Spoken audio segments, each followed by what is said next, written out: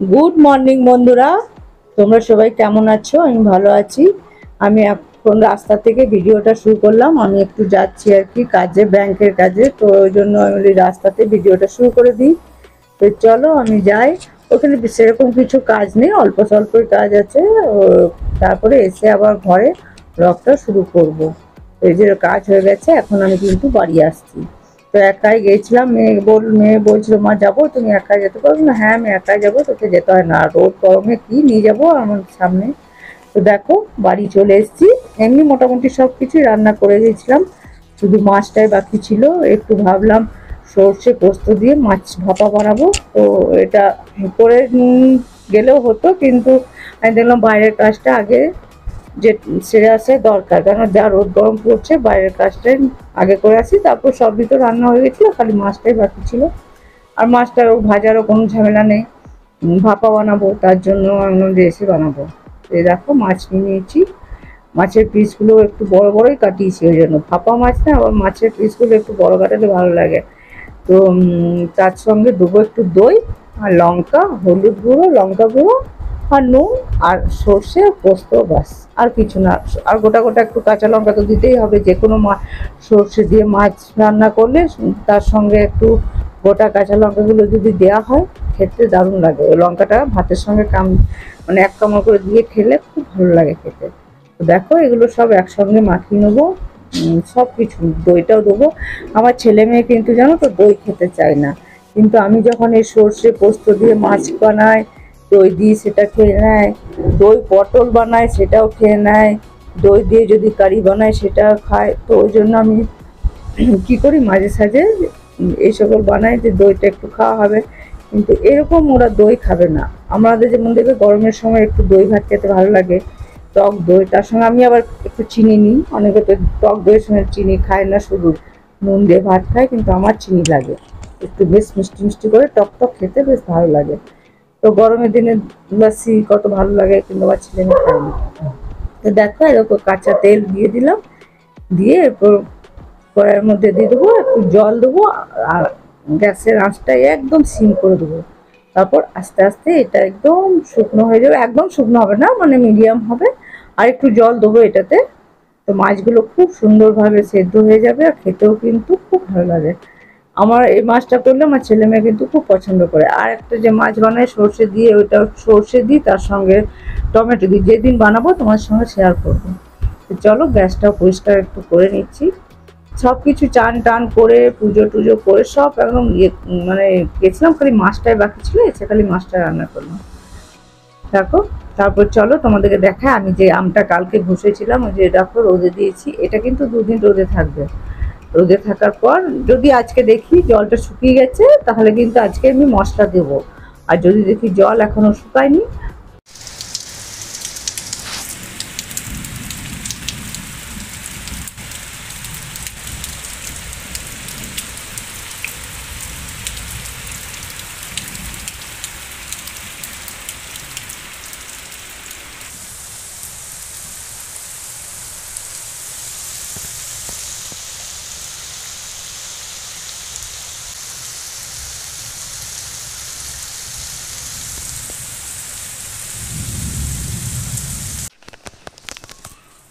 চলো আমটা যেটা ওই যে রোদে শুকিয়ে রেখেছিলাম, ওইটার জন্য এই মশলাটা ভেজে নেবো। একবারে সব দিয়ে দিলাম।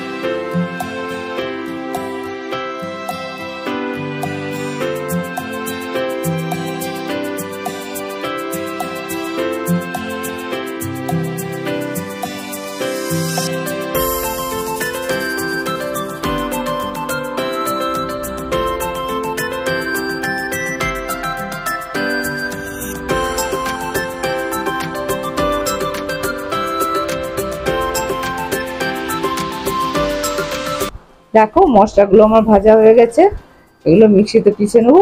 পিষার পর ওই যে যে আমটাকে রেখেছিলাম, এই যে রোদে দিয়েছিলাম, তোমাদেরকে বললাম না যে এটা যদি জলটা টেনে নেয় তাহলে আমি মশলাটা বিকেলেই মাখিয়ে দেবো। তো দেখলাম জলটা একদম শুকিয়ে গেছে, ওই জন্য আমি বিকেলে এই যে মশলাটা পিষে রাখলাম মশলাটা দিব। এটাতে দিলাম ধনে, দেখলেই তো ধনে, সর্ষে, কাঁচা লঙ্কা, শুকনো লঙ্কা, কাঁচা লঙ্কা বলছি আবার। তো এটা দিয়ে আবার মশলাটা ভালো করে মেখে এটাতে একটু তেল দেবো। তেল দিয়ে কিন্তু এইটাও কিন্তু 3-4 দিন রোদে দিতে হবে। তো আমি ইয়ে করেছি, শিশিটা ধুয়ে রেখেছি, শিশির মধ্যে ভরে রেখে দেবো। কেন আমার উঠোনের মধ্যে নিচের আমার একটু মনটা খুঁতখুত লাগে।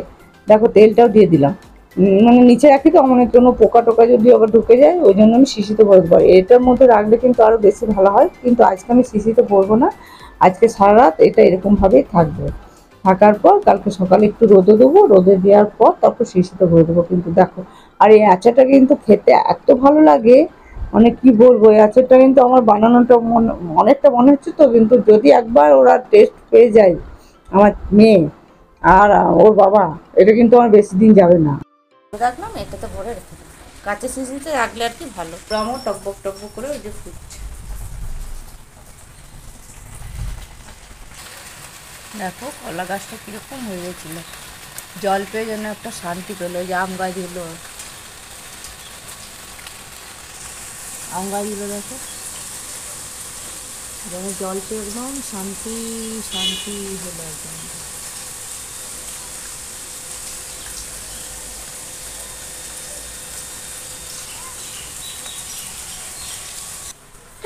চলো চাটাও তার সঙ্গে বানিয়ে নিলাম।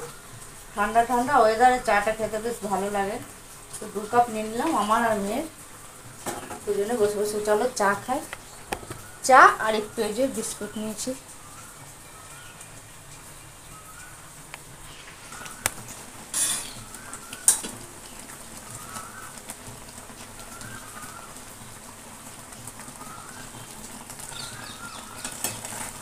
এটা এখনো বাকি আছে, এখনো হয়নি। এটা পুরো জলটা একদম ইয়ে হয়ে যাবে। তো চলো আমার আচার বানানো দুটো কেমন লাগলো। একটা হচ্ছে মিষ্টি আচার, একটা হচ্ছে ঝাল আচার।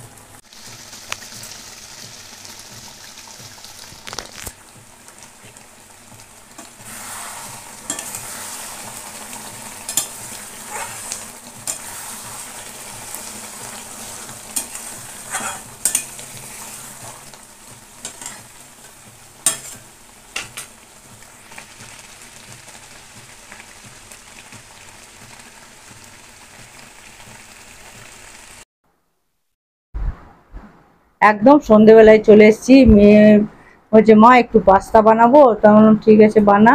ও কিন্তু পাস্তা, চাউমিন, ম্যাগি এগুলো বানাতে বেশ ভালোই পারে। তো আমি বললাম চল আমি কেটে দিচ্ছি, কেননা কাঁচি দিয়ে কাটতে যাবে, হাতে একবার কাটি, মানে কেটে ফেলেছিল হাতটা, আঙুলটা, হাতটা নয় আঙুলটা। তো আমি বললাম ঠিক আছে চল আমি কেটে দিচ্ছি, কেটে রেডি করে দিচ্ছি, তুই বানা। আমি বললো ঠিক আছে।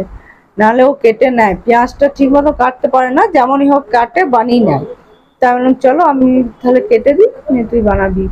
এই যে একটু রসুন, একটু টমেটো আর পেঁয়াজ, ক্যাপসিকাম ছিল না, পাস্তা একটু ক্যাপসিকাম দিলে বেশ ভালো লাগে, আর একটু কাঁচা লঙ্কা।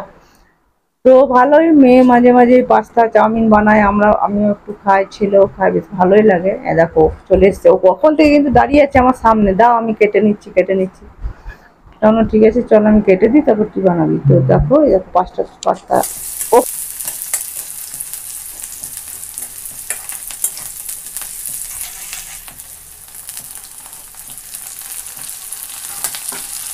এটা দুটো দিলাম।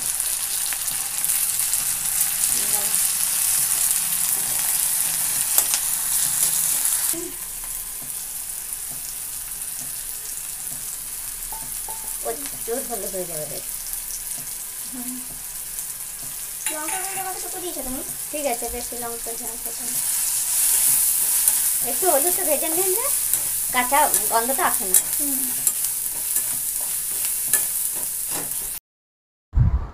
চলো দেখো রেডি হয়ে, দেখো ওর বানানো হয়ে গেছে। ও কিন্তু টমেটো দিতে চায় না, কিন্তু সেদিন বললো মা একটু টমেটো দেবো। আর ও আবার পাস্তাতে না হলুদ দেয়, খেতে বেশ ভালো লাগে। কিন্তু সেদিন হলুদটা দেখো একটু বেশি হয়ে গিয়েছিল, তো আমি বললাম এতটা হলুদ দিয়েছি, যে না আমার হলুদের গন্ধটা ভালো লাগে। ও কিন্তু দুধের সাথেও হলুদ মাঝে সাঝে খায়, তো আমি বললাম সসগুলো দিয়ে দিচ্ছি, কারণ কেন জানো তো, ওর আসাদ। তো আমি বললাম আমি সস টস সব দিয়ে দেবো, তুই কিন্তু কিচ্ছু ওইদিকে হাত দিবি না। বললো তো ঠিক আছে তুমি দিয়ে দাও। ওইটাই তো একটা মুশকিল, ওদের রান্নার ঘরে ঢুকানো মানে একটা ভয় থাকে যে সব কিছুতে আঁচ এঁটো করে দিল নাকি। ও যখনই কিনছে রান্নাঘরে পাস্তা চাউমিন বানাতে যায়, আমি সঙ্গে ঢুকে যাই। দেখো এখানে খেতে, ছেলে ওই ঘরে খাচ্ছে, ও পড়ছিল, তো আমি বললাম ঠিক আছে ওই ঘরে খাচ্ছে, আর আমি আর মেয়ে এ ঘরে বসেছি ফ্যানের হাওয়ায়। আর আজকে একটু বৃষ্টি হলো বিকেলে, দেখলেই তো বেশ ঠান্ডা ঠান্ডা ওয়েদার, পাস্তাটা খেতে কিন্তু হেভি লাগলো। ঝাল ঝাল বেশ, একটু সস, আমি একটু সসটা বেশি দিই আর একটু ঝাল দিই। আর দেখো চলে গেছে ও সস আনতে, ওর মানে পোষালো না, বলছি সসটা কম লাগছে, নিয়ে আবার আসছে দেখো সস নিয়ে আমাকেও দিল একটু, আমিও মনে হয় নিয়েছিলাম। সস দিলে বেশ ভালোই লাগে খেতে। তো চলো এখানেই পাস্তাটা খেতে খেতে ভিডিওটা শেষ করছি। আবার একটা নতুন ভিডিওর সঙ্গে দেখা হবে। এখানে ভিডিওটা রাখি, টাটা বাই বাই।